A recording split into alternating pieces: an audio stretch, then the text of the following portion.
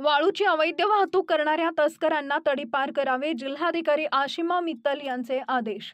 महसूल व पोलीस प्रशासनानं अवैध वाळू चोरी विरोधात संयुक्त कारवाई करावी. प्रत्येक तालुक्यातील अवैध वाळू वाहतूक असलेली ठिकाणं तहसीलदार व पोलीस विभागानं निश्चित करून त्या ठिकाणी सीसीटीव्ही कॅमेरे लावण्याची कारवाई करून वाळूची अवैध वाहतूक करणाऱ्या तस्करांना तडीपार करण्याचे निर्देश जिल्हाधिकारी आशिमा मित्तल यांनी दिलेत. अवैध वाळू उपसा रोखण्यासाठी जिल्हाधिकारी यांच्या अध्यक्षतेखाली आज विशेष बैठक पार पडली. यावेळी त्या बोलत होत्या.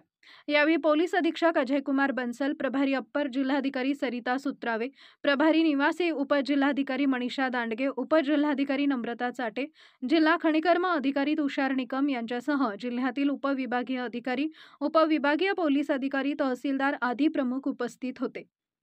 जिल्हाधिकारी आशिमा मित्तल म्हणाल्या की जिल्ह्यातील वाळूची अवैध वाहतूक रोखण्यासाठी ड्रोनचा वापर करावा.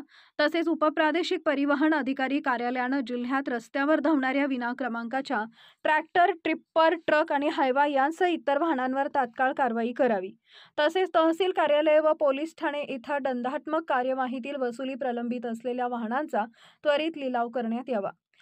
एमपीडीएम कायद्याचा वापर कमी होत असल्यानं अवैध गौण खनिज उत्खनन करणाऱ्यांवर दाखल गुन्ह्याच्या अनुषंगानं स्थानबद्धता होण्यासाठी कारवाई करावी. वाळूची चोरी रोखण्यासाठी जिल्हाधिकारी कार्यालयाचा स्वतंत्र हेल्पलाईन क्रमांक लवकरच उपलब्ध करून दिला जाणार असून त्यावर अचूक माहिती देऊन अवैध वाळूची वाहतूक करणारे वाहन पकडले गेल्यास त्या व्यक्तीला 5,000 रुपयांचं बक्षीसही दिलं जाणार आहे, असं त्यांनी सांगितलंय.